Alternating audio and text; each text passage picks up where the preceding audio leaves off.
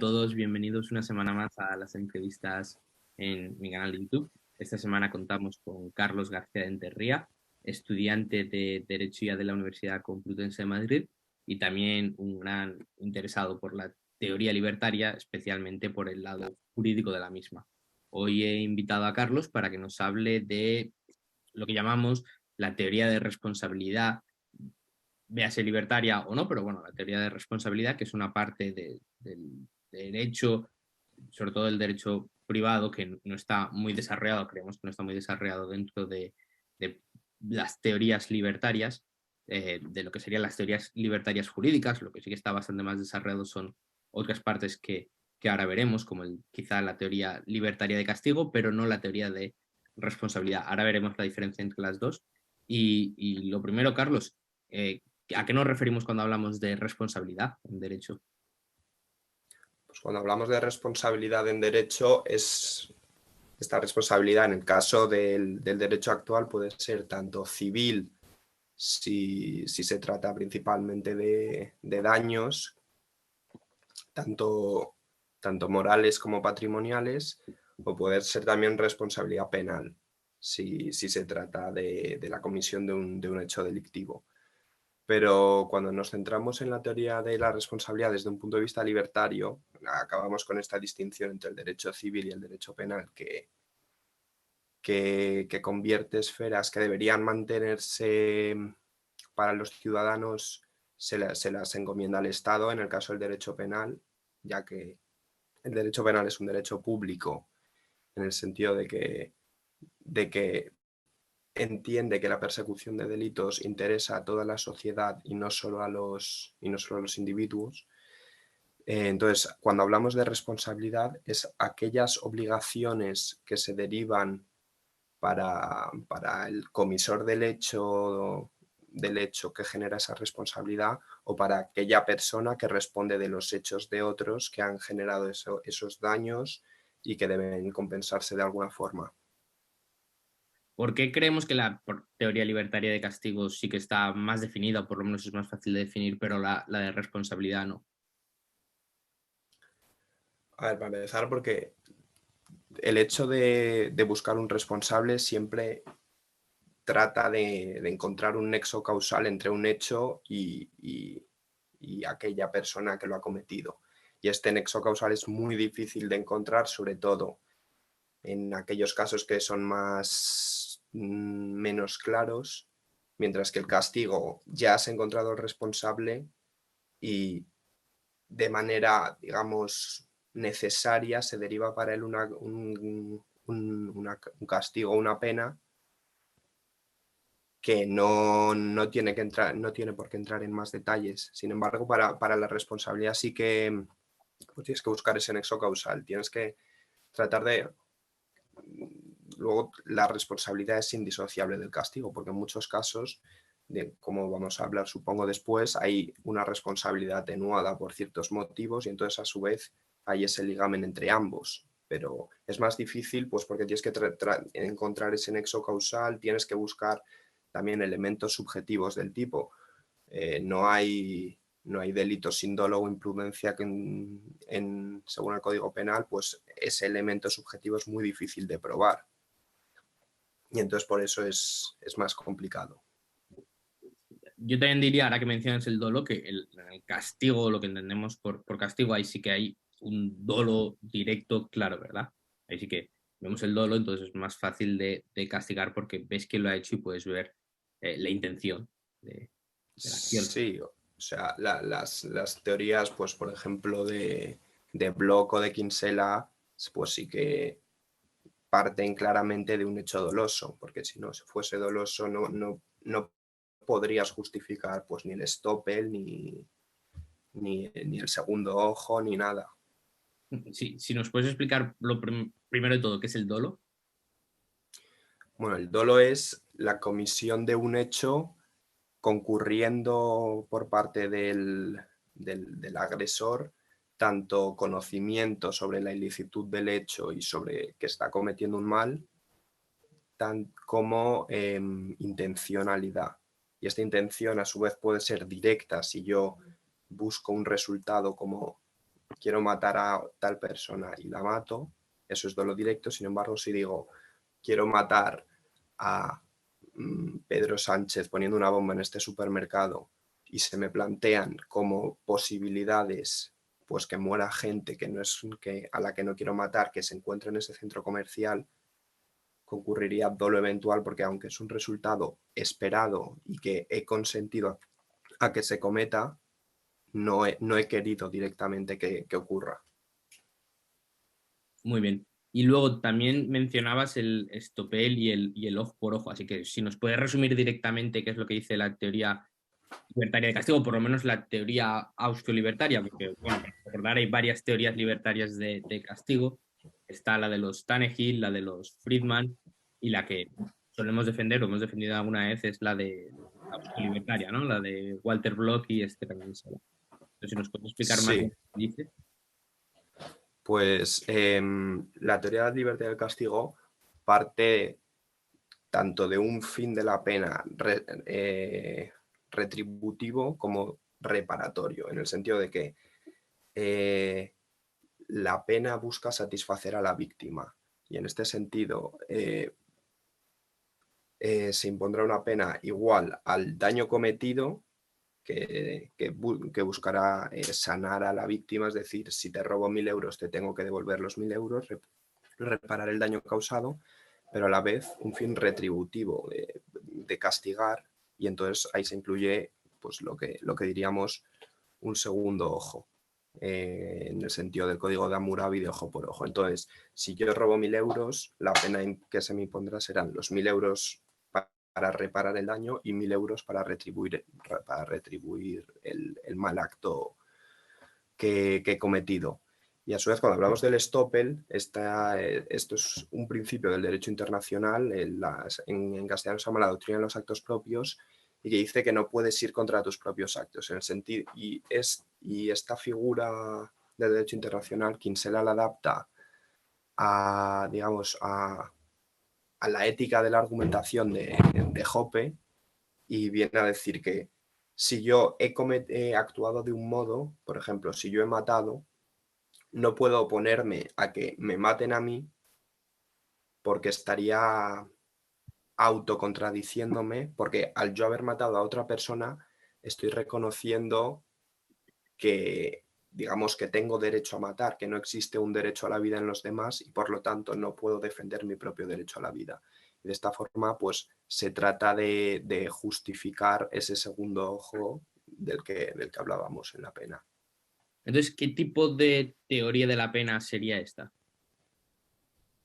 Pues sería una pena, como te he dicho al principio, retributiva, en el sentido de, pues, de Kant o Hegel. Es decir, si alguien comete un hecho mal, un hecho nocivo, un hecho malo, debe ser castigado. Y por otro lado, reparatoria.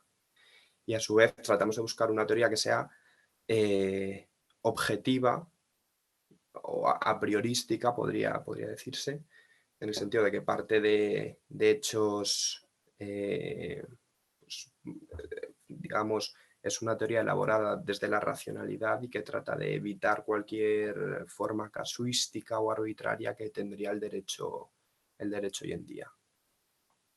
Yo no estoy tan claro que sea retributiva por lo siguiente, porque la pena en este caso no es un fin en sí mismo, sino es la víctima, al fin de cuentas, quien tiene la posibilidad de decidir si castiga o no. Es decir, siempre existe la posibilidad de que la víctima Sí. diga, no te voy a castigar o no te voy a castigar siquiera tanto, me conformo con mucho menos o te perdono. Entonces, por eso yo no tengo tan claro que sea retributiva, pero bueno, podemos verlo como tal. Claro, la cuestión es que podrías decir que es reparatoria en el sentido de devolverle a la víctima aquello que le han quitado, Ujú. pero entonces solo podrías justificar el primer ojo, porque solo el primer ojo es para retribuir a la víctima, para reparar a la víctima. El segundo ojo es retributivo, es castigo, o sea, sí que entiendo lo que dices, pero tiene ese componente retributivo el segundo ojo de la pena.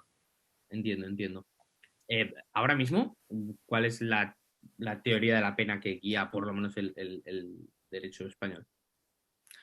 En el caso del derecho español, el artículo 25.2 de la Constitución dice que las penas estarán encaminadas a la rehabilitación y vamos, a la rehabilitación de los presos, y esto es un fin preventivo especial de carácter positivo. Es decir, como, brevemente, los fines de la pena pueden ser retributivos o preventivos, y dentro de la prevención está la prevención general, que es aquella prevención que se encamina a toda la sociedad, que puede ser tanto positiva, en el sentido de que buscas, digamos, señalar cuál es el comportamiento correcto. Es decir, yo al penar el robo estoy señalando que el camino correcto es no matar, es respetar la propiedad. Por otro lado, puede ser preventivo general de carácter negativo, en el sentido de que si a ti te meten en la cárcel por robar, te están desalentando a robar, te están metiendo miedo. Y por otro lado, puede ser preventivo especial, que busca fines frente al comisor del hecho. Y puede ser preventivo especial de carácter positivo, que es la rehabilitación del preso, pues que vuelva a ser una persona, digamos, que respeta el derecho. Y preventivo especial de carácter negativo, en el sentido de que al meterle en la cárcel también estás evitando que cometa más delitos.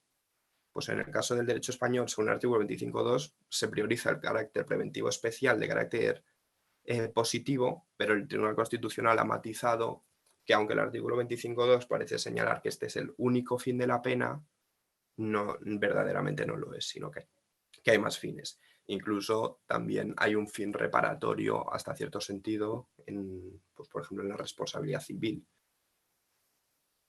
¿Y te parece ese un buen fin, ¿no? El que debería ser el fin de las penas en una Pues, sociedad?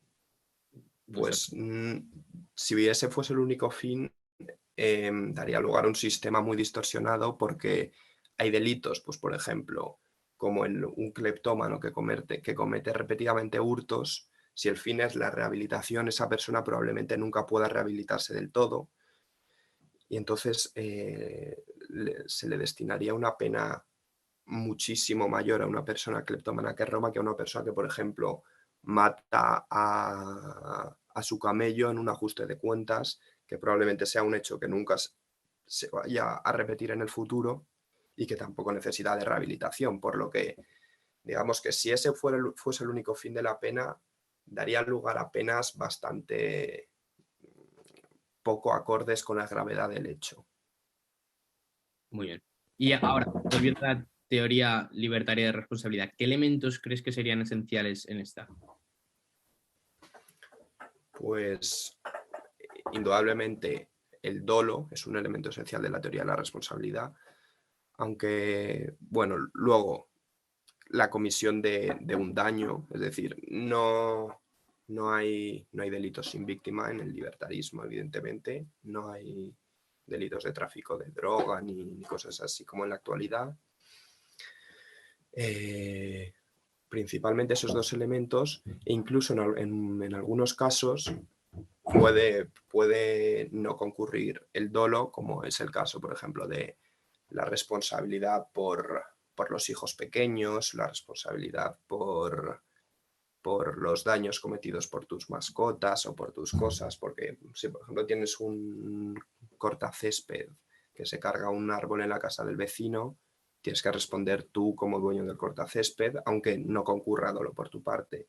Entonces, principalmente lo que tiene que encontrarse es un daño cometido sobre un tercero, y entonces ya tienes que tratar de buscar ese nexo causal entre la acción y el responsable de esa acción. Claro, yo de hecho lo que diría es que no tendría que haber dolo, ¿no? Porque si hay dolo sí que vemos, yo sí que lo entendería al menos como un crimen, si así lo quieres ver, o como parte del castigo, de la teoría de castigo, porque parte de la responsabilidad es, a lo mejor no has cometido o no has sido lo suficientemente responsable con tu perro, hijo, lo que sea, pero no ha habido dolo por tu parte, es decir, tú no has cometido intencionalmente la acción. Sí, pero yo lo que creo es que la teoría de la responsabilidad es anterior a la teoría del castigo. Es decir, hasta en estos casos claros interviene la teoría de la responsabilidad. O sea, la teoría de la responsabilidad, digamos, es el nexo causal entre un hecho y la pena que le corresponde, pero en el caso de que concurra dolo, pues mediante la teoría de la responsabilidad, que en este caso es muy claro, pues determinas que esta persona es responsable y hay que castigarla, pero sigue habiendo teoría de la responsabilidad. Vale, yo lo que me interesa más es eso, esos casos donde sí que ha habido responsabilidad del daño, pero no lo consideramos todavía castigo, es decir, ¿cómo lo solucionamos, no? Entonces, pues te Mm. voy a ir planteando una serie de casos y me dices tú cómo crees que se deberían solucionar y así, pues la gente que entienda bien a qué nos referimos por responsabilidad, por casos que entrarían dentro de teoría de la responsabilidad, pero no dentro de teoría del castigo, es decir, casos donde yo por lo menos no creo que haya dolo y cómo se solucionarían y qué tendríamos que tener en cuenta. Uno, ya lo has dicho, es decir, ¿qué pasa si uno de mis hijos rompe un escaparate? Estamos paseando por la calle y uno de mis hijos rompe un escaparate de una tienda. ¿Cómo se soluciona? ¿A partir de qué edad el niño ya es responsable y tiene que pagar? ¿Tengo que ser yo responsable por el hijo? Por ejemplo, ahora mismo depende del país. En España creo que es a partir, a lo mejor tú lo tienes más fresco, a partir de los 7 años o 5 años ya los padres se responsabilizan del daño, pero en Francia es a cualquier edad, es decir, cualquier daño que cause el niño a cualquier edad, los padres ya son responsables del daño. ¿Cómo se debería hacer y por qué? ¿Dónde ponemos ahí el límite? Pues yo no sabía que era a partir de los 5 años, si te soy sincero, y me parece extraño, porque verdaderamente si tu hijo de 2 años eh, se carga un escaparate, no tiene por qué el dueño del escaparate responder de daños que evidentemente no ha causado él, deberían responder los padres. Pero bueno, En la Unión Europea el único sitio donde es así, bueno, sí, es en Francia. En Francia es el único sitio donde no hay no sabía. mínimo de responsabilidad por el daño de menores. Bueno, pues en este caso deberían responder los padres, porque los padres, como responsables de la, digamos, de la tutoría, de educar al menor, también son responsables de enseñarle a comportarse de una manera civilizada, y evidentemente lo que no puede hacerse es que tenga que pagar por los daños de un tercero a aquella persona sobre la que haya recaído el daño. En el caso, sobre la pregunta de la mayoría de edad, es una pregunta pues muy complicada de responder de manera priorística, evidentemente, porque es una pregunta, digamos, bastante concreta, que no son respuestas de sí o no. Ujú. Y entonces, en este caso, pues la respuesta de Rothbard, por ejemplo, es que el padre es responsable mientras el hijo viva dentro de su casa, y entonces en el momento en el que se independice, pues digamos, se convertirá en una persona plenamente responsable. Otras respuestas, pues por ejemplo la de Friedman, si no me equivoco, es que cada comunidad determinará, que es más o menos lo que ocurre ahora, cada comunidad determinará pues en qué momento se fija la mayoría de edad, pero no se puede responder a esa pregunta de manera objetiva, digamos. Claro, de ahí que sean los casos difíciles estos, ¿no? Si fuera fácil. Entonces, ¿tú cómo crees que, o personalmente, cuál crees que es una mejor solución?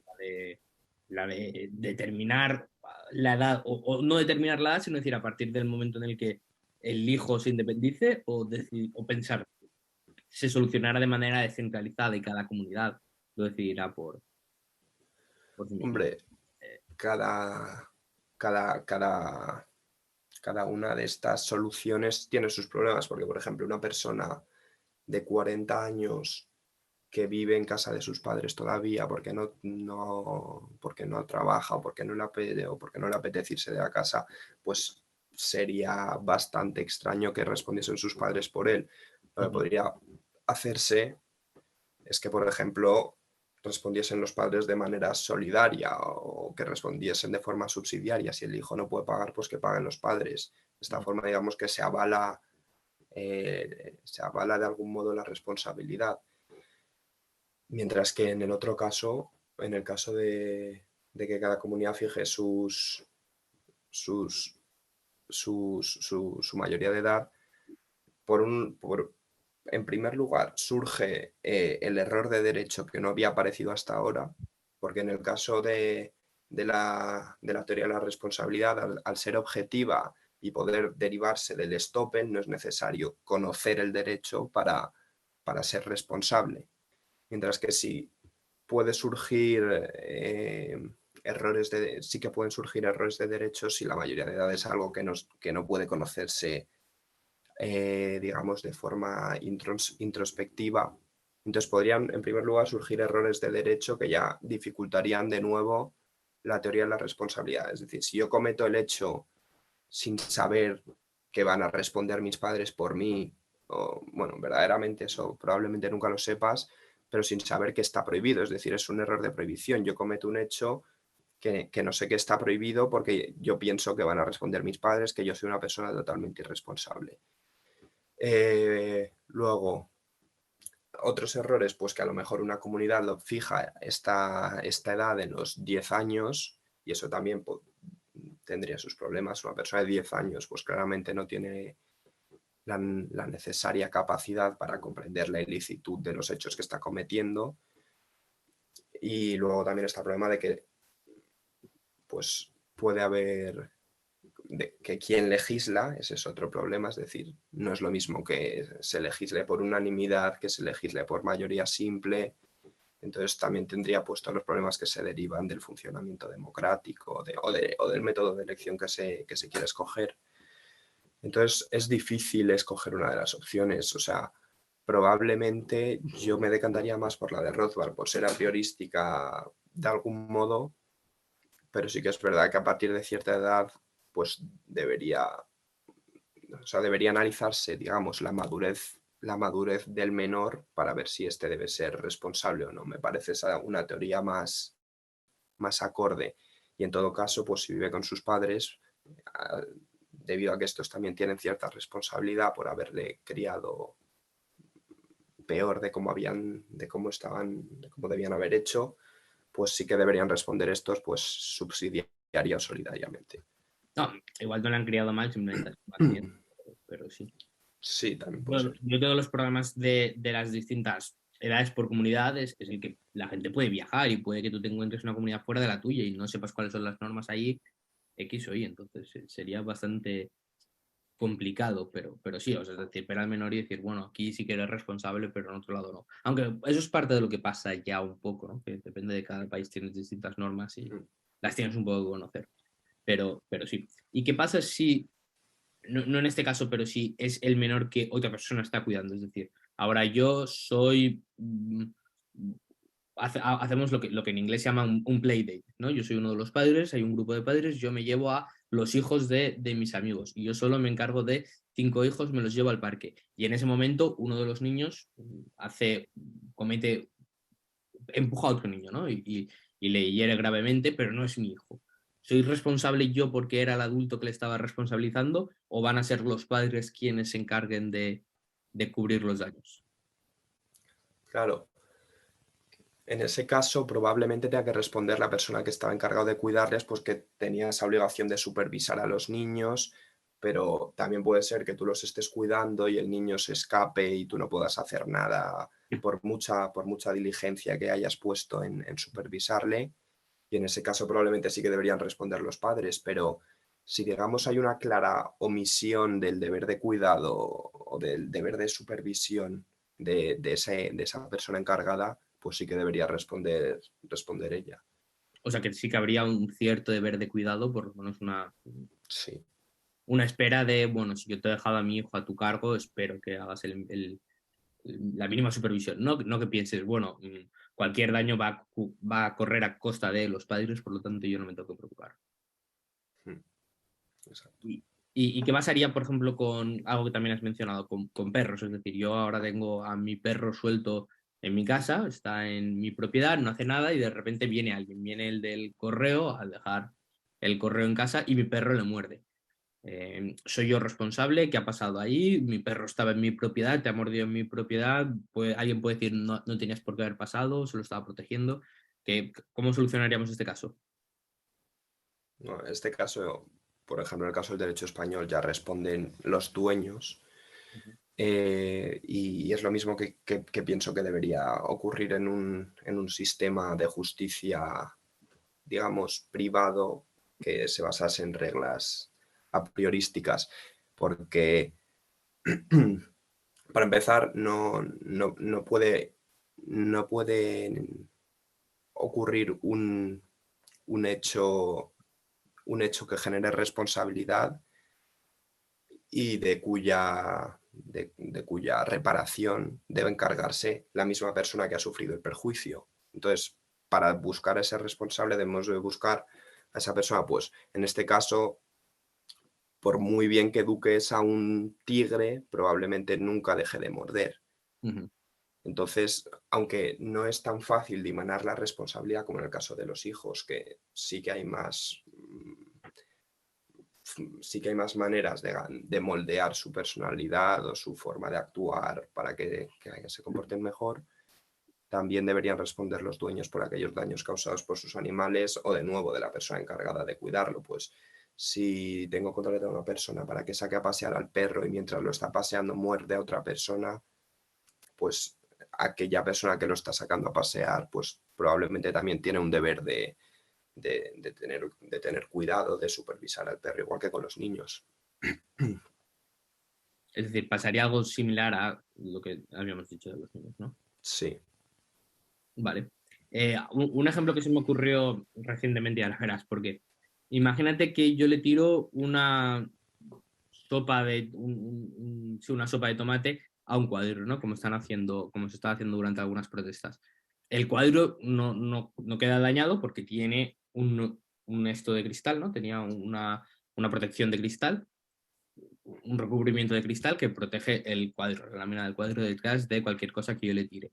Al abrirlo, para cambiar el marco, uno de los que lo está abriendo daña la lámina original, daña el cuadro. ¿De quién sería aquí la culpa? ¿De quien ha echado la sopa de tomate pero no lo ha dañado originalmente? ¿O de la persona que cambiándolo por hacerlo mal sí que lo ha dañado? Porque claro, alguien podría Vale. decir, si no hubieran echado la sopa de tomate, no hubiera hecho falta cambiar el marco y no se hubiera dañado. Vale, pero es que el que tiró la sopa de tomate no la ha dañado. Quien lo ha dañado ha sido la persona que cambiándolo lo hizo mal y rasgó, tocó, hizo lo que fuera que no debería haber hecho. Bueno, para empezar, en este caso yo creo que los que han tirado el tomate no tienen ninguna responsabilidad más que el encargarse de sufragar, pues, el cambio del marco de cristal o de eso que hayan podido dañar, pero Ujú. no de haber dañado el cuadro, porque los medios utilizados son absolutamente inidóneos. Es decir, sería un caso de tentativa absolutamente inidónea. Por mucho que tire tomate a un cristal, no voy a conseguir manchar un cuadro. Por lo que, aunque exista tentativa, no has cometido daño sobre el cuadro y debería ser inidóneo. Aunque existe Luego, tentativa, lo podemos suponer. A lo mejor ellos sabían que había un cristal ahí y sabían lo que estaban haciendo. bueno, pues entonces ya no concurriría ni el dolo de dañar el cuadro, pero, o sea, a lo que me refiero, Aún. de los daños sobre el cuadro, Sí. en ningún caso son responsables, pero del cambio del marco sí. Luego ya que durante el cambio del marco se dañe, no, no, no puede responsabilizar a los, a los que hayan tirado el tomate, en primer lugar, porque si bien son parte de todo el nexo causal, es decir, si ellos no hubiesen tirado el tomate, no se habría roto, no se habría estropeado la lámina del cuadro. Pero la jurisprudencia ya ha desarrollado un montón de teorías que tampoco me voy a poner a explicar, pero bueno, hoy en día la que se suele imponer es la teoría de la imputación objetiva, y es decir, si objetivamente se le puede imputar ese hecho a las personas que han tirado el tomate, pues por el riesgo que han creado o por cualquier elemento. Y aquí la cuestión es que no se les puede imputar, porque si hubiesen trabajado de una forma más diligente aquellos especialistas a los que se contrataron para cambiar el cuadro, pues no se habría estropeado. Es decir, ellos no se figuraban, o sea, sí, o sea, aunque quisiesen manchar el cuadro o aún no lo quisiesen y ellos fuesen conscientes de que se lo iban a manchar la lámina de cristal, en ningún momento ellos se piensan que al cambiar la lámina van a estropear el cuadro. Es decir, no es un resultado querido por ellos. Y en este caso existe una responsabilidad de los trabajadores, y es que deben realizar su trabajo, pues con la diligencia que digamos que la diligencia media. Es decir, si yo contrato a un fontanero, pues me espero que lo vaya a dejar pues suficientemente bien. No puedo contratar a un fontanero y que me haga una chapuza, que me inunde la casa, pues evidentemente tendrá responsabilidad por esos hechos, y en este caso son aquellos encargados de cambiar el cuadro a los que se les ha pagado, probablemente se haya firmado un contrato, pues en este caso no sería ni responsabilidad extracontractual como en el resto de casos, sería responsabilidad contractual porque se deriva de aquella especial diligencia que esperas de las personas a las que contratas, y por lo tanto serán estos últimos los que deben responder por los daños. Muy bien, estoy completamente de acuerdo. Otro caso, que este me gusta mucho y creo que te lo he comentado un par de veces. Ahora tú eres mi abogado y llevas mal, y presentas a destiempo, presentas fuera de plazo ciertos papeles, cierta documentación importante y por tu culpa pierdo el caso, hasta el punto que puedo terminar en la cárcel siendo yo inocente simplemente porque tú como abogado lo has hecho mal, has sido, bueno, inepto en tu trabajo. ¿Qué es lo que debería pasar ahí? Pues este caso es muy parecido al anterior, porque al final lo que está ocurriendo es que no es que aquella persona a la que has contratado no está cumpliendo con esa diligencia media que esperas de ellos, y por lo tanto yo lo que pienso es que si bien tú eres el que debería responder directamente frente a aquella persona a la que hayas dañado y cuyo caso está y el caso lo está llevando tu abogado, es decir, imagínate que lo que habías hecho es romper el coche de tu vecino, pues tú deberás ser el que repare el daño del coche y el que, bueno, en el doble de la cuantía, Ujú. y luego tú tendrás, pues digamos, el derecho de repetición contra tu abogado. Tú puedes iniciar otro procedimiento por responsabilidad del abogado, y entonces tú dices, y entonces tú tratarías de argumentar, si hubieses actuado diligentemente, ¿cuánto se habría minorado mi responsabilidad o si se habría extinguido? Y entonces el abogado será responsable de, de indemnizarte a ti por, digamos, ese mayor valor que estás teniendo que pagar como reparación por causa de su ineptitud. Y si se demuestra que hubiera sido inocente, eso debería poder ser luego prueba para el otro caso y decir, mira, no debería pagar nada porque yo en verdad soy inocente. Claro, pero eso se tiene que dirimir Pensemos, en otro procedimiento. pensemos un Es decir, sistema libertario donde hay árbitros, ¿no? Bueno, para la gente más o menos metida en esto, lo que mucha gente teoriza que pasaría en una sociedad libertaria, en una sociedad sin Estado, es que habría agencias de seguridad privada o agencias de seguro que tú contratarías, ellos se encargarían de protegerte, llevar tus casos, y los casos los decidirían, los conflictos los decidirían árbitros, ¿no? Árbitros privados como los que existen ahora.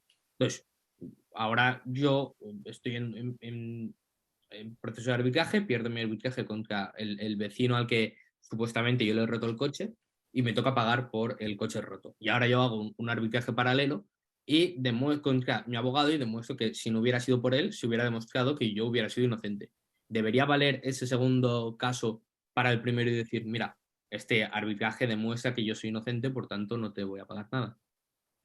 o sea, yo aquí lo que creo, aunque digamos que sí que cabría la posibilidad de que, o sea, como tú dices, de que el abogado se subrogase en tu puesto como acusado dentro del procedimiento principal, yo lo que creo que procesalmente es más acorde, es que tú tengas derecho de repetición contra tu abogado. Es decir, que aunque tú seas el que te haya tocado pagar originariamente, luego puedas pedir que el abogado te repita a ti lo que has pagado. Es decir, si yo he pagado 1.000, de hecho el abogado me debería repetir el doble de nuevo de lo que he pagado yo. O sea, sería otro procedimiento total que genera responsabilidad, aparte de la que ha generado el primer procedimiento, que ya pues es cosa juzgada y no se puede reabrir, pero yo tengo derecho a pedir que el abogado me indemnice a mí por los daños que me ha provocado. Entiendo y me gusta, sí.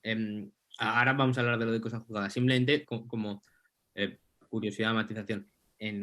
No me acuerdo cómo se hace porque, de nuevo, esto es uno de esos casos que estudié cómo se hacen en la mayoría de países europeos y no me acuerdo de cómo se hacía en la mayoría, pero sí que me acuerdo cómo se hace en Alemania, que en Alemania se hace un juicio paralelo donde los mismos jueces que estaban juzgando el primer caso dicen, si el abogado lo hubiera hecho todo bien, cómo hubiéramos resuelto el caso. Es decir, si hubiera podido presentar todas estas pruebas, cómo hubiéramos podido resolver el caso. Entonces, simplemente lo que hacen es volver a juzgar la cosa juzgada y dicen, vale, si hubieran presentado todas las pruebas a tiempo, esta persona sería inocente. Entonces, dicen, bueno, pues entonces, sí, esta persona ahora pasa a ser inocente y luego el abogado le debe X o Y al cliente.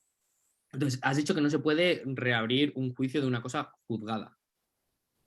Pero debería haber un momento en el que si tú estás en contra del resultado del arbitraje, deberías poder ampararte, aunque sea en otro juicio, ¿no? O debería haber alguna manera de protegerte en caso de que tú creas que has sido Claro. injustamente Este arbitrado. también es un tema complicado y Sí, sí. que de hecho ya he hablado mucho contigo sobre la posibilidad de recurrir una sentencia y llegamos a la conclusión más o menos acertada de que,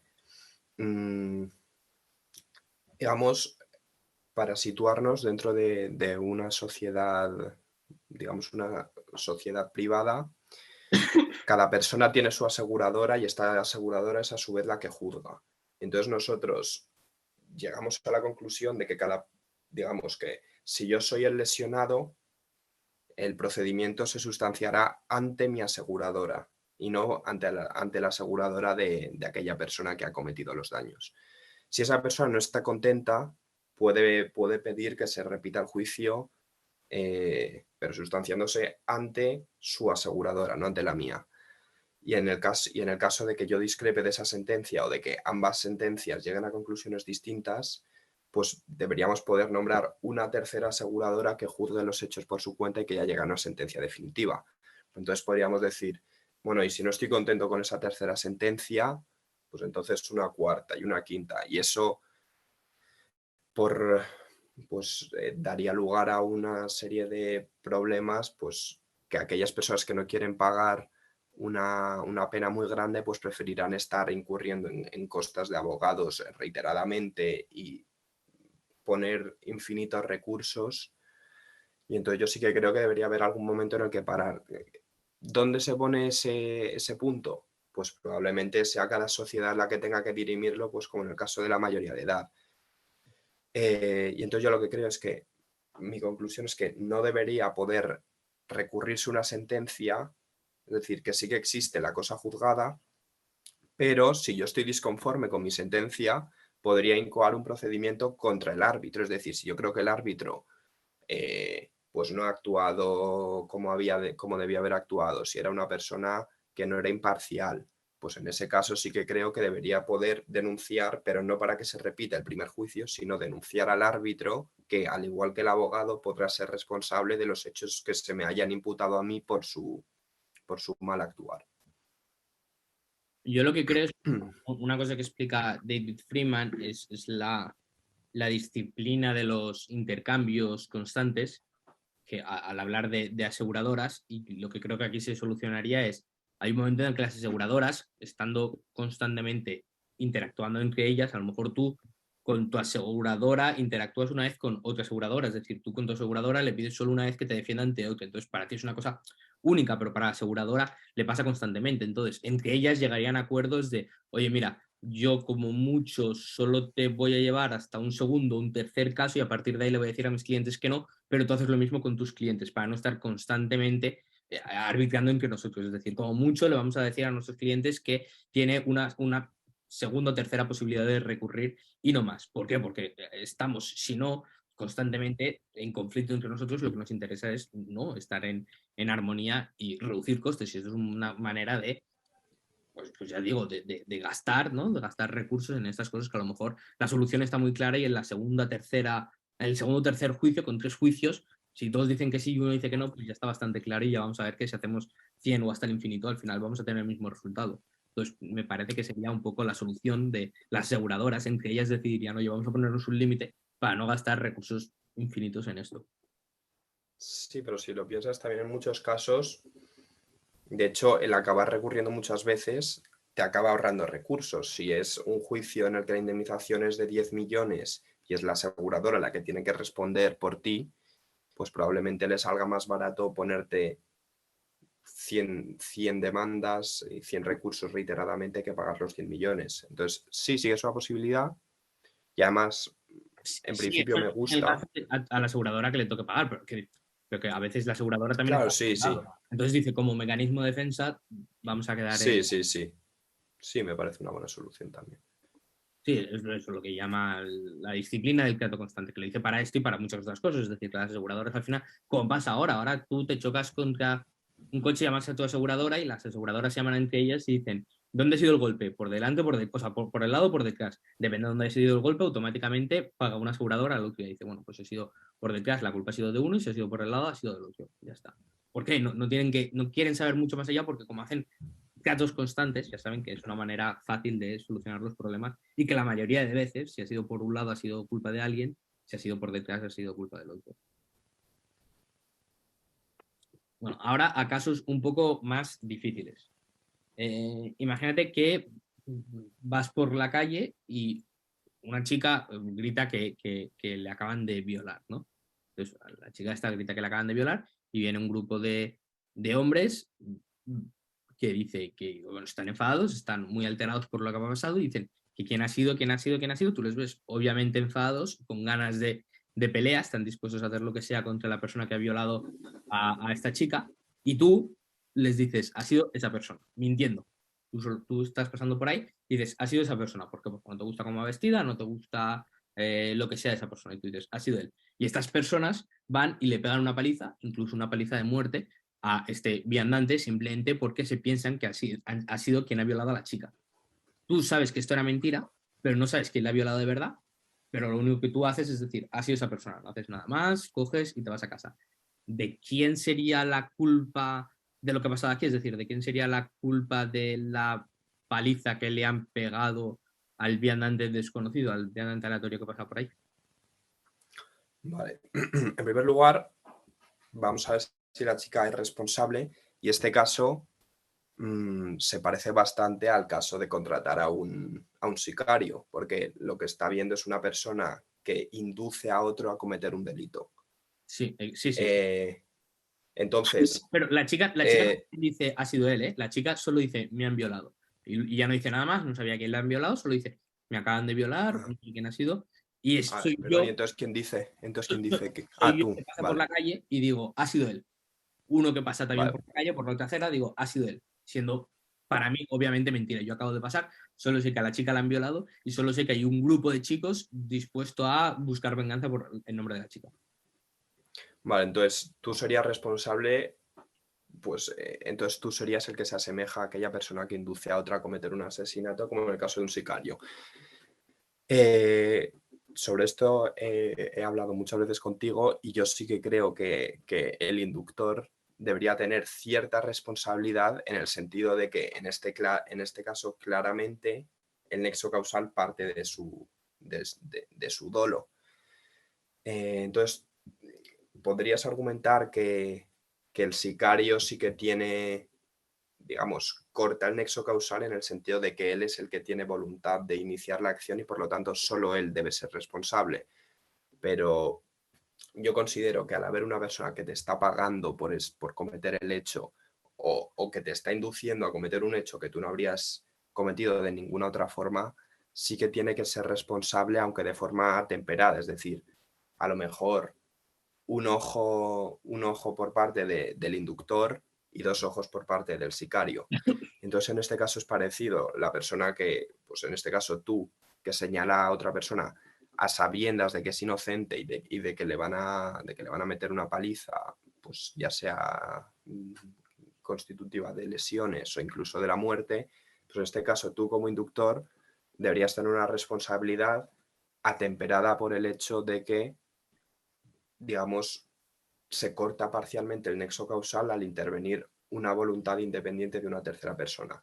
Los que han metido la paliza, yo sí que creo que deberían ser responsables porque aunque concurre en ellos lo que se llama el error de hecho, es decir, yo pego a una persona porque erróneamente creo que esa persona ha cometido una acción mala y bueno, no hemos dicho que dentro de una sociedad privada, digamos que tú te puedes tomar la justicia por tu propia mano, aunque luego puedas sustanciar un recurso y que se dirima en el procedimiento si te has excedido o si no te has excedido, pero pero sí que puedes tomarte la justicia por tu propia mano. Entonces, en este caso, la pena por haber cometido una violación pues sería de nuevo 2 ojos por ojo, aunque si quieres ahora hablamos sobre ello,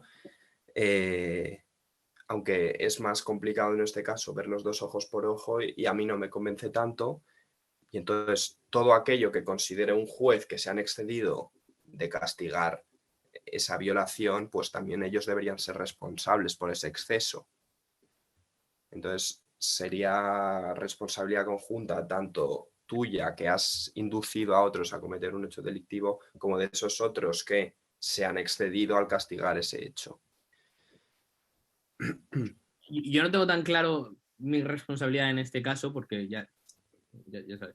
Lo único que quiero decir, ha sido esa persona.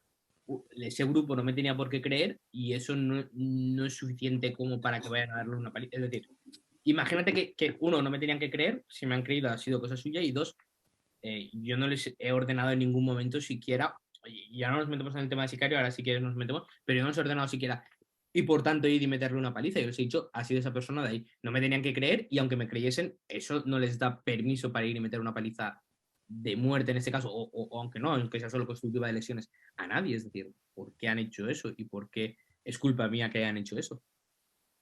Pues porque a lo mejor son miembros encubiertos de la aseguradora que se han tomado la justicia de primera mano o simplemente tienen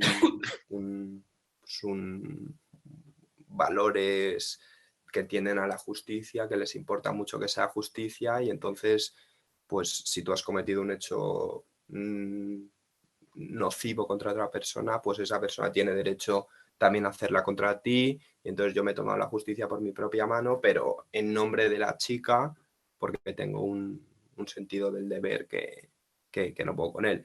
Entonces lo que tú dices, vale, sí que es verdad que, que, que interviene la voluntad de otra tercera persona tras haber dado tú la indicación, pero de nuevo, si coges el nexo causal y te quitas a ti de ese nexo causal, si dices, no, Edu no ha dicho que ha sido esa persona, ¿habría muerto o le habrían lesionado? Pues muy probablemente no. Entonces, digamos, aquí pues hay otras teorías, pues la teoría de la equivalencia de condiciones, pues que sí que te haría responsable a ti, porque si te quitas a ti del nexo causal no habría muerto esa persona. Pero bueno, es un caso complicado.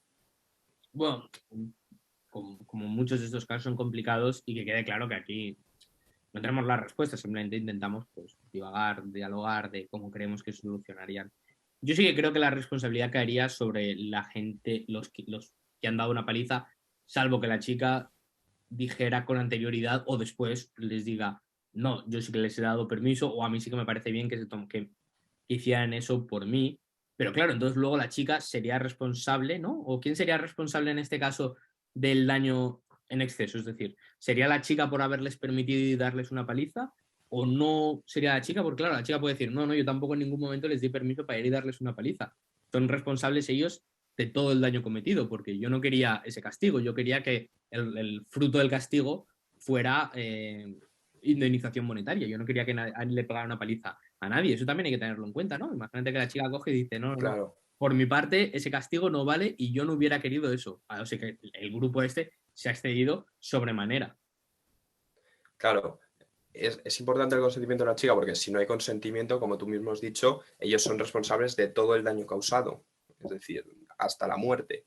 Pero si sí que ha intervenido el consentimiento de la chica, que puede ser tanto anterior como posterior, puede ella convalidar posteriormente las acciones de los otros. La chica tenía un derecho a reparación por el doble del daño que le habían hecho a ella. Por lo tanto, si ella ha consentido ese exceso, pues también será responsable como tú de una forma temperada porque interviene la voluntad de un tercero. Pero si no, si ha consentido que en ejercicio de su legítimo derecho a usar la fuerza contra un tercero para reparar el daño causado, entonces ese exceso será solo el exceso responsabilidad de ellos, pero Pero el vamos a daño decir, que han hecho... en este caso yo no estoy, es decir, solo está la chica y el grupo, y la chica identifica claramente a su agresor y dice, ha sido él, le identifica claramente y van a por el que sí que ha sido el agresor, sí que ha sido el violador. Y la repercusión, el castigo por el grupo, con el permiso de la chica, se ha excedido, es decir, le han matado cuando el juez estima que el castigo no hubiera llegado a ser la muerte, hubiera sido cualquier otra cosa salvo la muerte. Entonces, ahora, ¿quién es responsable de haberse excedido? ¿Es la chica solo parte corresponsable, como estás diciendo? ¿O debería ser tan responsable o la más responsable aquí? Porque, claro, ella era parte de... ¿Ella era quien se ha tomado la justicia por su mano o quien ha permitido a otros tomarse la justicia por su mano? Bueno, si ella es la que da la instrucción, pues como yo creo que sí que tiene el ejercicio, o sea, el derecho a usar la fuerza contra ese tercero, yo creo que ella sería responsable a no ser que ella dé claramente la instrucción de matadlo. Es decir, ella al indicar a otras personas que ha sido él, está usando su derecho a usar la fuerza. El problema es que si no se pone un límite a este uso de la violencia, pues puede dar lugar a los problemas que han hecho que surgiese la justicia estatal, de hecho, que es pues que se producen episodios de justicia vindicativa, es decir, tú matas a mi hermano, yo mato a tu hermano, tú matas a no sé quién, y entonces se van produciendo digamos, venganzas por un lado y otro, y nunca se termina de poner fin a la violencia. Entonces, a ver, lo mejor es que no te tomes la justicia por tu propia mano hasta que intervenga la aseguradora. Y en este caso yo creo que la chica no sería responsable a no ser que claramente de la instrucción de matadlos o de ejercer un daño excesivo, y en ese caso serían solo responsables los que han cometido los hechos. Sí, aquí estoy en parte de acuerdo. Aquí sí que no lo veo tan claro como cuando soy yo una persona aleatoria y te dice es él, porque en este caso, en el caso de que te lo diga yo, no tendrías que hacer mi caso. Si yo voy y te digo pégale una paliza a esta persona y lo haces, no tendrías por qué haberme hecho caso, no deberías presumir que yo tengo el derecho a dejar que él reciba una paliza, por así decirlo. Es decir, no deberías presumir que yo tengo un derecho contra esa persona y que le puedes pegar una paliza impunemente. Aquí, en parte, sí, ¿no? Porque aquí, si sabes que esa persona me acaba de violar, sabes que yo tengo un derecho contra esa persona. Es decir, yo tengo un derecho de, no rehabilitación, pero de castigo contra esa persona, ¿no? Entonces, ahí sí que lo puedo ver. Entonces, aquí yo sí que creo que la chica sería parte culpable, depende. Entraría mucho en el caso, ¿no? Depende de si la chica, sí creo que la chica podía haber puesto fin a eso y haberle dicho no, pero no le matéis, o depende de cómo creo que lo ha dicho, o si sabía que, o si podía predecir que estas personas iban a llegar a matarle, no lo sé. Lo que sí que tengo claro es que la responsabilidad recae con toda su carga sobre el grupo de personas que han matado al violador, en este caso, por haberse excedido, en caso de que creyésemos que se hubiera excedido. Y yo no estoy tan claro, yo no tengo tan claro que sea lo mejor esperarse a que la agencia decida, pero o sí, pero como algo, como algo personal o subjetivo, yo personalmente sí que lo creo, pero no sé si es lo mejor o no, sí que creo que es idóneo, creo que es a lo que tendería la gente. ¿Por qué? Porque es mucho más fácil resarcir monetariamente que con castigos capitales, ¿no? Con castigos corporales incluso. Es decir, creo que es mucho más fácil esperar sí que sea y quien te diga, no, pues entonces, según esto, le debes pagar tanto dinero. Entonces, en caso de que yo me haya excedido con la sentencia, es mucho más fácil decir, ah, pues mira, me has pagado 1.000.000 de euros cuando en verdad me deberías haber pagado 750.000. Pues te devuelvo la diferencia. A decir, mira, me has cortado la mano cuando en verdad me deberías haber cortado solo 3 dedos. ¿Qué hacemos ahí? Entonces lo veo mucho más fácil y creo que las sociedades sí que tenderían a eso, a los castigos pecuniarios, de dinero, de pago, tal cual, y así es mucho más fácil en caso de que alguien se exceda, pues devolvérselo. Que sí, y es que yo, si puedo hacer un breve apunte, a mí no me termina de convencer la teoría del castigo libertaria en los casos de los daños, digamos, sobre las personas o sobre los cuerpos, porque porque verdaderamente no existe la reparación. Es decir, por mucho que a mí me hayas cortado una mano y yo te la corte a ti, yo no estoy consiguiendo que me vuelva a crecer a mí la mano. Y entonces me parece más difícil de justificar esos dos ojos y me parece mucho más fácil pues, emplear el stopel para justificar un único ojo. Y luego también hay muchos problemas con ejercer la justicia, digamos, de forma violenta, y es que si me equivoco al impartir justicia, es un daño que, de nuevo, igual que a mí no me han podido reparar el daño que me han hecho a mí, yo tampoco se lo puedo reparar a esa persona a la que le han cortado la mano. Y entonces yo tiendo a preferir que pues, o se fijen indemnizaciones monetarias o incluso pues se abran prisiones privadas también en el caso de personas que sean reincidentes, que a la propia aseguradora les interesa que se queden, digamos, excluidos de la sociedad, aunque sea momentáneamente, para que no estén cometiendo más hechos que tendrá que indemnizar la aseguradora. O sea, a mí no me convence del todo la teoría, la veo mucho más clara en el caso de daños, digamos, materiales o patrimoniales, que en el caso de daños sobre las personas, porque no veo tan claro que haya esa reparación. Pero bueno. Sí, a ver, yo la veo igual de clara, pero bueno, estoy de acuerdo que lo idóneo terminaría siendo pues, reparaciones monetarias y ya está. Y en el caso de las prisiones, yo también estoy de acuerdo y creo que funcionarían más bien como sitios donde preparados para lo que tú sabes hacer, las agencias aseguradoras buscarían sacar el máximo provecho de ti, ponerte en un sitio donde seas muy productivo y hacer que produzcas algo para poder reparar el daño, la pena, lo que sea. Es decir, bueno, pues tú eres ingeniero, pues te meto aquí a trabajar en este otro proyecto, hasta que hayas pagado tu pena, lo que tengas que pagar, porque tú no puedes pagarlo ahora mismo. Claro, pero también a las propias aseguradoras les interesa mantenerte alejado de la sociedad, en el sentido de que si no vas a seguir haciendo daños y que les va a tocar a ella, a la aseguradora indemnizar, y entonces económicamente les resulta también interesante que tú no cometas más hechos. O sea, no es solo por el hecho de reparar el daño. Sí, pero también si eres un criminal reincidente, la aseguradora te puede dejar como cliente, puede decir, bueno, pues ya no eres más nuestro cliente porque eres demasiado costoso.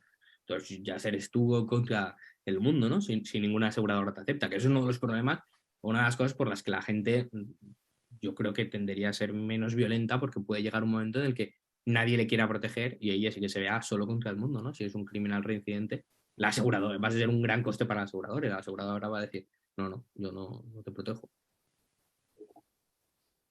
Vale, más casos. El del sicario que decías. El caso del sicario. Yo pago a alguien para que mate a otra persona. ¿De quién es la culpa? ¿Del que ha matado? Pues, que es el que ha cometido el crimen, el que ha vulnerado la propiedad privada de la tercera persona, ha acabado con su cuerpo. ¿O soy yo también parte responsable porque te he pagado? ¿Qué pasa aquí?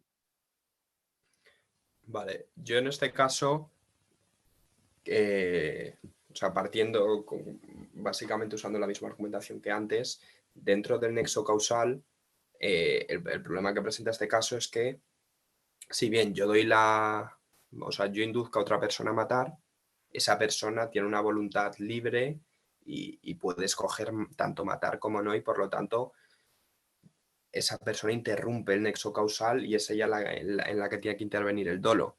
Pero como he dicho antes, esa persona no habría matado a no ser que yo le haya pagado o que yo le haya dicho que mate a tal persona. Es decir, si me quitas a mí del nexo causal, no se producirá ese hecho delictivo, y por lo tanto yo sí que creo que la persona inductora debe ser responsable, pero yo sí que creo que de forma temperada, es decir, a lo mejor pues la mitad de la pena o algo, ya habría que pensarlo por, por haber inducido a otro. Y este caso es parecido a uno en el que te obligan a ti a matar, pero bajo coacción de que si no lo haces, pues mato a tu hijo o cualquier otra amenaza que pueda haber. Y en ese segundo caso yo sí que creo eh, que el que mata no es responsable, porque no interviene en esa persona el dolo, es decir, no es un resultado, digamos, no obra libremente, no obra espontáneamente, y en ese caso sí que, digamos, es como si yo me pego un tiro con una pistola, pues si yo pego un tiro con esa pistola, la pistola, aunque sea verdaderamente la pistola la que mata y no yo, pues la pistola no es responsable, soy yo por haber disparado la pistola. Y en este último caso, en el que a mí me obligan a hacer algo bajo una amenaza, pues en ese caso sí que creo que no sería responsable. Pero en el primer caso, en el que hay una voluntad libre, el sicario claramente es responsable de la totalidad de la pena, y el inductor yo creo que tendría una responsabilidad temperada. Estoy de acuerdo que bajo amenaza sí que dejas de ser responsable, pero ¿y si en vez de vuelta al caso del sicario, y si no te pagase nada, es decir, simplemente te dijese hazlo, sin dinero de por medio, entonces sí que te parecería que sigo teniendo responsabilidad por haberte dicho o haberte pedido que mates a alguien? Sí, yo creo que sí, porque es que si no hubieses dado tú una instrucción no habría matado, a no ser que puedas demostrar pues que esa persona quería hacerlo y tú pues simplemente has actuado un poco de abogado del diablo y le has dicho pues no te restrinjas, hazlo. Pues yo sí que creo que sí que intervienes tú claramente en el nexo causal, es decir, tienes algún tipo de responsabilidad. No, yo no estoy de acuerdo, no creo que en ninguno de los dos casos uno tenga que ser culpable, ni el que paga ni el que lo dice. Es decir, tú puedes aceptar el dinero y no hacerlo, o no aceptar el dinero. Es decir, si a mí me pagases por matar a alguien, yo no lo aceptaría. O si lo aceptase, no lo haría. Es decir, te diría, "Ah, sí, vale, gracias por darme el dinero". Nunca le mataría, o no aceptaría el dinero, una de las dos. Porque como persona, me veo con la suficiente responsabilidad como para decirte, no, yo no voy a matar a alguien ni por este dinero ni por nada. No veo por qué otra persona no puede negarse a aceptar el dinero. Es decir, en el momento en que lo aceptas y cometes la acción, lo has hecho porque tú has querido. Sí, sí, sí, entiendo tu punto de vista, pero yo creo que si tú no hubieses intervenido en ese nexo causal, pues no se habría producido ese resultado. Entonces, pues yo sí que creo que es responsable, pero sé que en esto no estamos de acuerdo. Sí, sí. ¿Qué te parece el conductor de una furgoneta en el robatorio de un banco? Es decir, ahora van a robar un banco y son tres personas. Se entran, están con pistolas, apuntan a gente, incluso llegan a matar a alguien. Cada uno mata a alguien dentro del robatorio, amenazan a la gente, sacan el dinero a la fuerza. Es decir, esos tres están los tres, son tres claramente culpables. Y hay un cuarto que les está esperando en la furgoneta. Él lo único que hace es esperar a que los tres entren a la furgoneta y conduce y les lleva hasta su guarida secreta a las afueras de la ciudad. Me da igual dónde. ¿Él es culpable del robatorio como los otros tres? ¿O hasta qué punto es culpable? ¿No es culpable? ¿Qué pasa ahí? Vale, yo en este caso creo que la solución que da la jurisprudencia es bastante satisfactoria, en el sentido de que en primer lugar, al haber creado, digamos, un plan, ya funcionan como una organización y son responsables colectivamente de todos los hechos realizados por todos. Y en este caso, para determinar si una persona es responsable, se usa, no recuerdo bien el nombre, pero se llamaba como la teoría de los medios escasos o algo así. Es decir, lo que trata de dirimir es si tu aportación es necesaria y cómo de difícil es de realizar que una persona haga eso. Es decir, no es lo mismo que yo te venda un arma a ti a sabiendas de que vas a cometer un delito y que tengas una tienda al lado, es decir, en ese caso ese medio no es escaso, que el caso en el que yo te compro tal de contrabando que no vas a conseguir ninguna otra pistola, pues en ese caso tu, tu aportación sí que es más difícil de convencer a una persona que la haga que en el primer caso. Entonces, aquí yo pienso que al haber urgido un plan criminal y al igual que te toca a ti conducir, te podía haber tocado a ti pues estar robando el banco y de algún modo participas en los beneficios de ese plan criminal, y por lo tanto yo sí que creo que todos deben ser colectivamente autores de los hechos que hayan cometido como organización. Y entonces esa es mi solución, pero de nuevo, no se puede encontrar una solución exacta a estos casos porque no existe. Y si vamos a poner el caso extremo, ¿no? Tenemos un caso en el que esta persona, el conductor, si trabajaban con ellos en el plan, le tocó, hubiera podido ser integrante del robatorio, pero le tocó simplemente ser el que conducía, vale. Y el caso más extremo, es decir, ellos llaman a un Uber en el momento, salen del banco, llaman a un Uber, se meten en el Uber y les lleva de nuevo, al mismo sitio que les hubiera llevado si hubiera sido su piloto, su furgoneta, su conductor. ¿Qué pasaría? ¿El Uber aquí es también responsable del crimen? No, aquí el Uber, para empezar, concurre en el error de hecho, es decir, si bien ha cooperado en un crimen, no lo ha hecho a sabiendas. Es igual que si yo te digo a ti, oye, mira, envíale esta carta a Juan, y entonces te doy una carta y resulta que dentro de esa carta hay una bomba y cuando la abre Juan se muere. Tú has enviado la carta sin conocer su contenido, es decir, tú eres, pues de nuevo, como en el caso de que disparo con una pistola, pues la pistola no es responsable porque la estoy accionando yo. En ti no concurre ningún tipo de dolo y en el caso del conductor de Uber tampoco y por lo tanto ese conductor es totalmente irresponsable.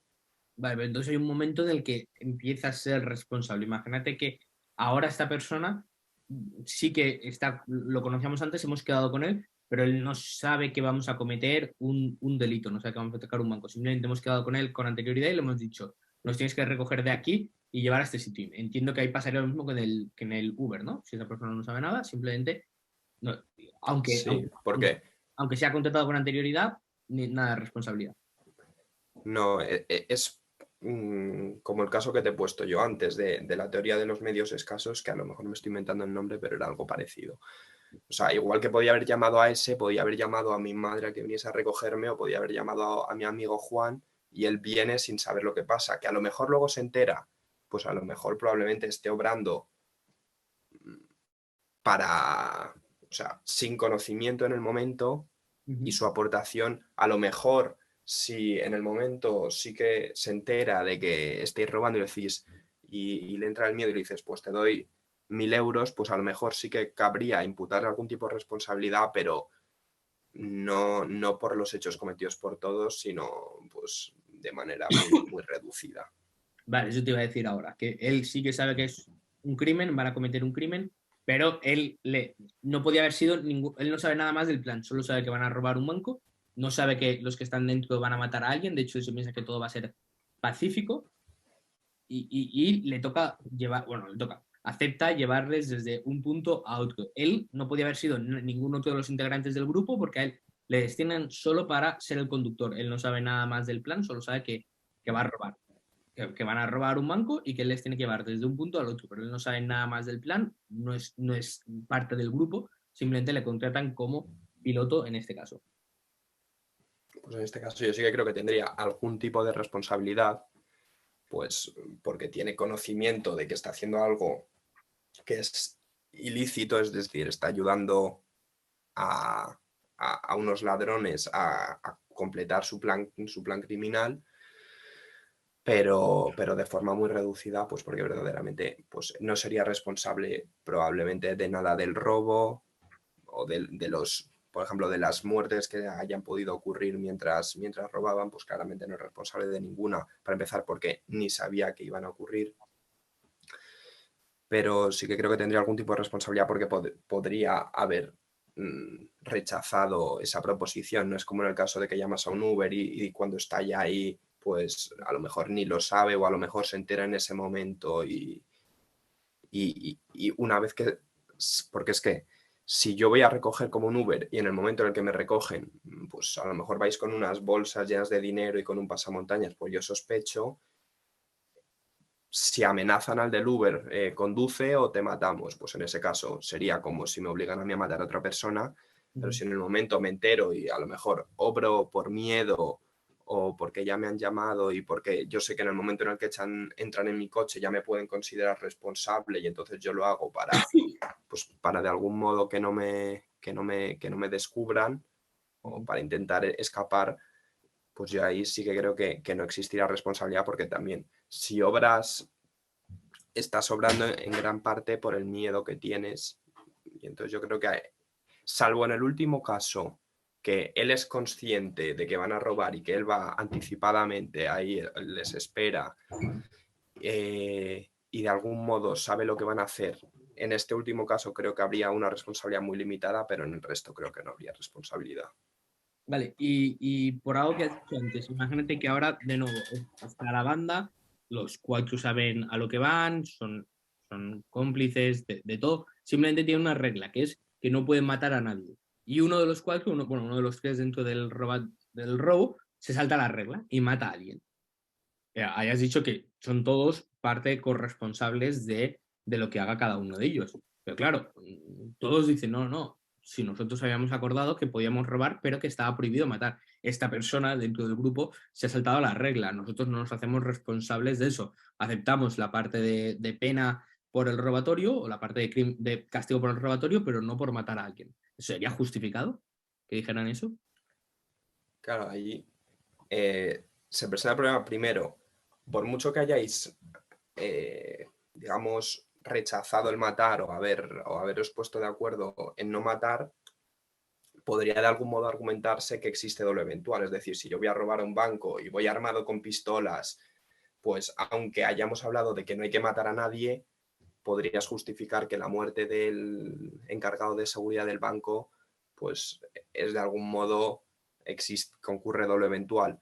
Si pues a lo mejor no vais armados, o sea, el hecho de ir armados ya podría ser bastante justificativo de un doble eventual y en ese caso sí que podría haber corresponsabilidad de todos los miembros.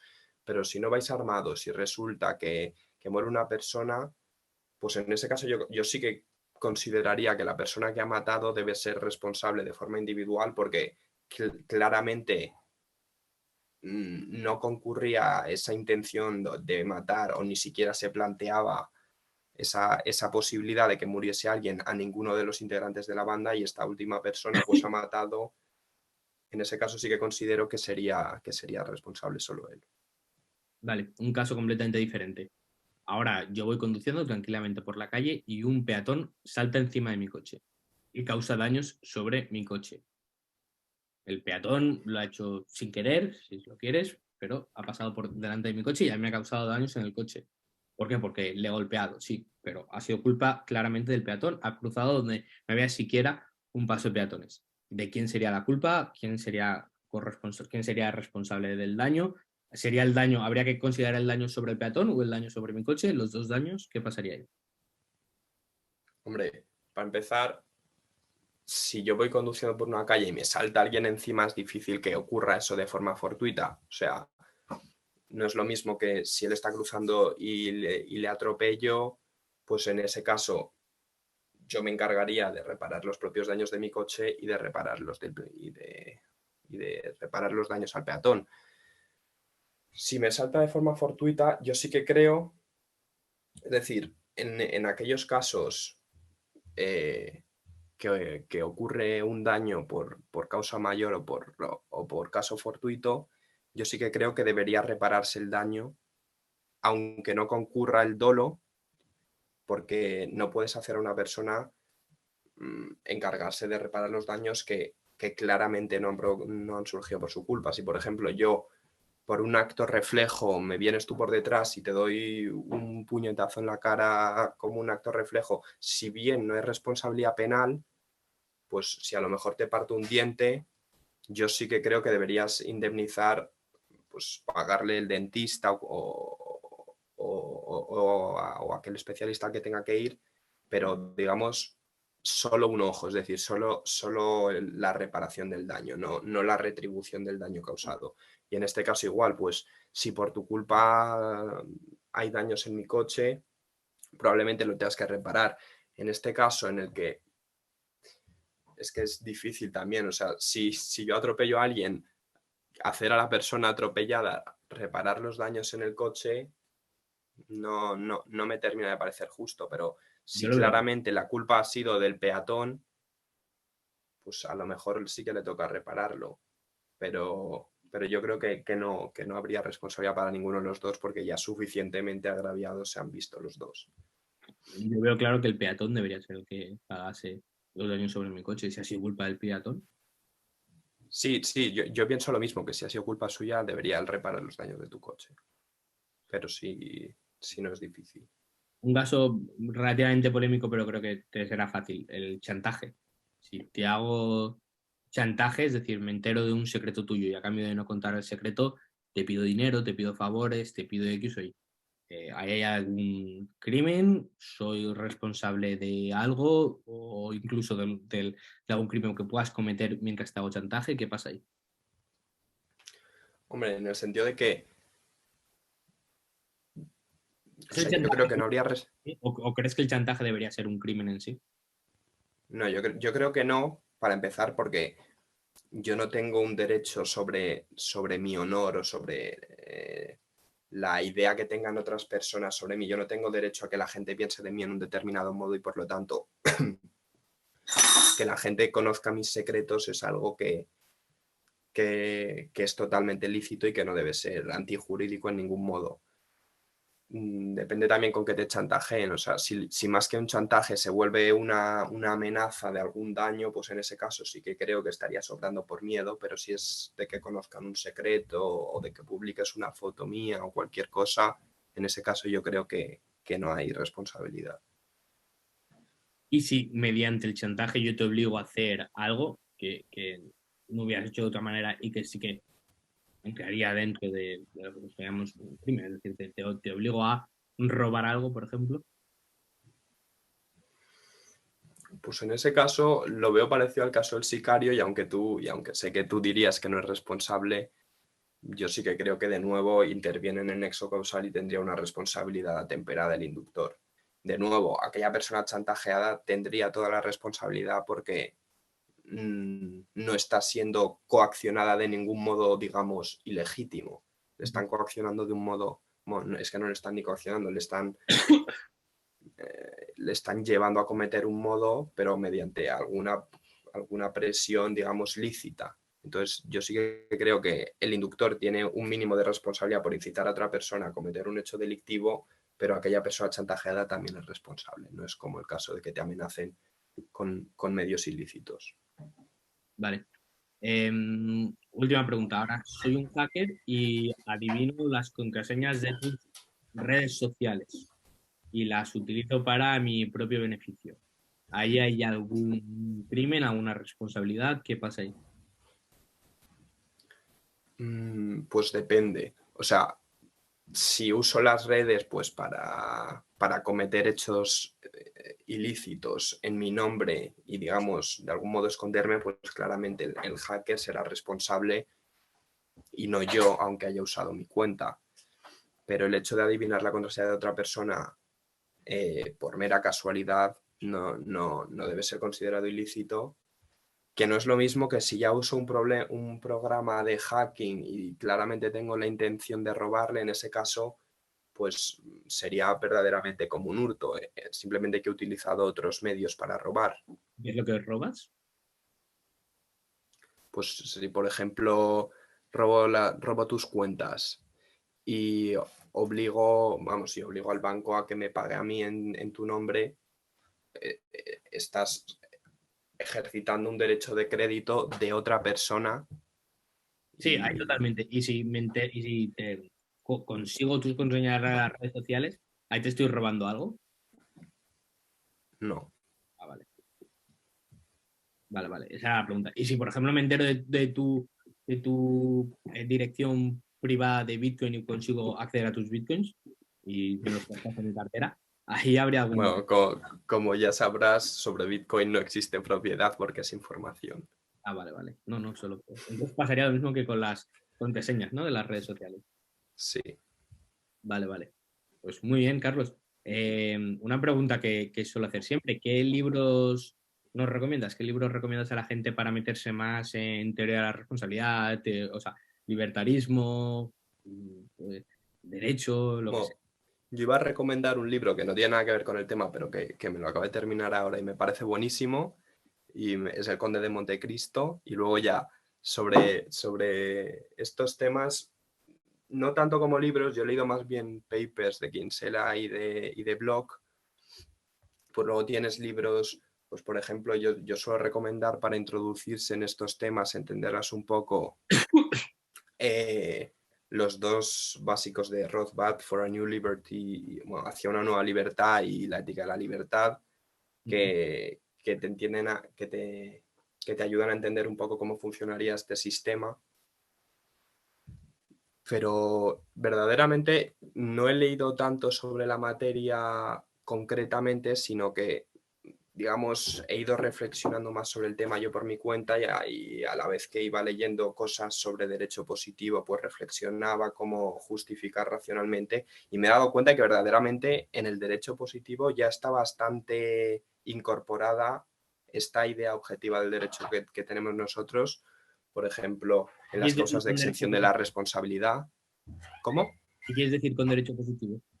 Pues, por ejemplo, el derecho penal español. Por ejemplo, si conoces el Código Penal, la legítima defensa, pues claramente estaría amparada por esta teoría objetiva, eh, el estado de necesidad, el hecho de que es necesario que concurra culpa, que concurra dolo. O sea, digamos que la teoría general, o lo que se llama ahora mismo teoría del delito, digamos la parte general del derecho penal, y el derecho civil también en gran parte, la responsabilidad civil ya incorpora bastante estas ideas sobre todo las ideas de reparación del daño se incorporan más en el derecho civil, pero toda la teoría de la culpa está bastante bien desarrollada en el Código Penal español, por ejemplo, aunque haya muchas cosas pues, que evidentemente no estemos de acuerdo. Sí, estoy bastante de acuerdo. Y eso no se aprende de ningún libro, ¿no? Se aprende en clase, manuales y Hmm. no sé.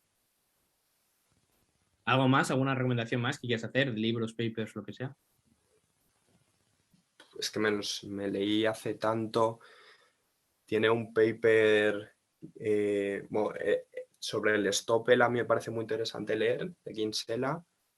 Ahora no puedo decir los nombres tiene, me parece, 3 papers en los que desarrolla este tema Kinsella.